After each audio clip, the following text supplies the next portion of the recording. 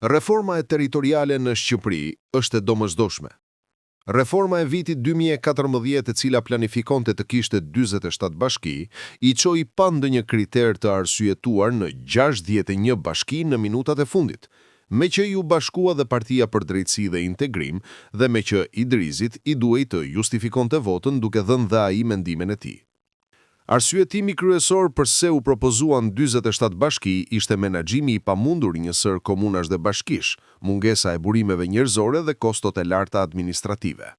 Të gjitha qëndrojnë, por reforma u kufizua nga mungesa e një shumice kushtetuese për ta bërë atë të plot, për të ndryshuar ndarjen e Shqipërisë në 12 qarqe dhe për t'i bërë ato 4 ose 6, si dhe për të tejkaluar disa artific në formimin e qarqeve aktuale.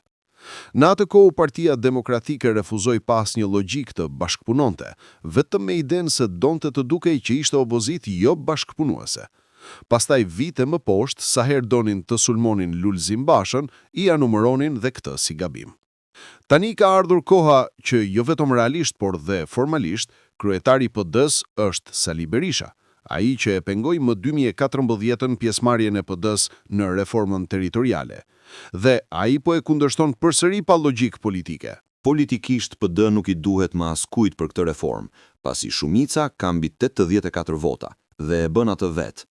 Por kjo është një reformë që do t'i shërbej vendit për një kohë të gjatë, dhe e mira do t'i ishte që PD të përfshihej jo me të lutur, por me dëshirën e saj për ta ndryshuar këtë realitet, edhe pse gjithnjë e më shumë ajo i ka një shifror numrat e bashkive që fiton. Zvoglimi më tejshëm i numrit të bashkive, duke barazuar atë me numrin e rretheve në ndarjen e vjetër administrative të Shqipërisë, është një operacion logjik. PD nuk e di pse kapet kot dhe quan skandal që Edi Rama kërkon të bëjë 30 bashki. Në fakt, dhe më poshtë se 30-a do të ishte më mirë. PD ka përpara një fushë beteje më të rëndësishme se sa numri i bashkive.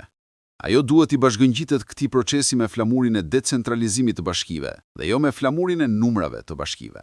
Numrat janë njësoj për të gjithë. Kompetencat e bashkive bëjnë dallimin mes grumbullimit të pushtetit në duart e qeverisë qendrore. Opozita duhet të luftojë për më shumë pushtet lokal, dhe jo për më shumë bashki. Pra Berisha duhet i heqë Ramës nga duart kompetencat e tepërta mbi bashkitë dhe jo numrat e bashkive.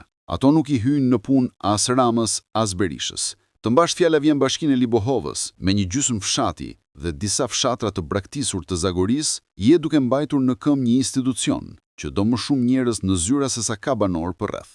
Të mbash bashki si Selenica, Konispoli apo Hasi më vete, është marrëzi, pasi je duke mbajtur në këmbë një ndërtesë e cila do zyra juridike, urbanistike dhe shërbime, me aq punonjës sa nuk gjen në ato territore. Por nga ana tjetër, bashkitë në Shqipëri janë institucione të vdekura financiare për shkak të mungesës së decentralizimit, mungesës së pavarësisë së tyre financiare dhe kompetencave në administrimin e territorit. PD si parti e djathtë, me që vazhdon vetë quhet e tillë, duhet të bëjë pikërisht decentralizimin kauz beteje dhe jo organizimin territorial.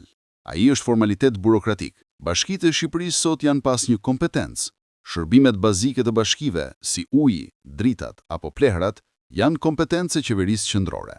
Taksat e bizneseve që zhvillohen në territor i merr qeveria qendrore. Biznesi i vogël që mund të marrë taksa bashkia është pa taks fare. Të vetmet taksa që mbledh bashkia janë taksa e pronës dhe në ato zona ku ka turizëm edhe taksa e qytetit në hotele, e cila ka shumë informalitet. Praktikisht, bashkitë janë kthyer në njësi të financuara nga qeveria qendrore. Madje tani as leje ndërtimi nuk japin dot më, pasi duhet të aplikojnë në Agjencinë e Zhvillimit të Territorit në Tiranë. Ata kanë kompetencë të japin leje për kotece pulash ose stalla lopësh, por jo për sipërfaqe të mëdha. Nga ana tjetër, arsimi, shëndetësia dhe industria në zonë komandohen po ashtu nga qeveria qendrore. Bashkitë kanë detyrë vetëm të mirëmbajnë shkollat dhe qendrat shëndetësore, por jo të kenë fuqi mbi kuadrin dhe efikasitetin e tyre. OSB është një gjë gjithnjë më pak me rëndësi në Shqipëri fal dhe betejave që ka pasur me PD-n, ndërsa autoriteti i pushtetit lokal në Këshillin e Europës mund të jetë aleat i mirë në decentralizimin e pushtetit lokal, por jo në ide territoriale. Ndaj, nëse opozita duhet ta marrë seriozisht këtë problem, duhet ta kushtëzojë me gjëra serioze.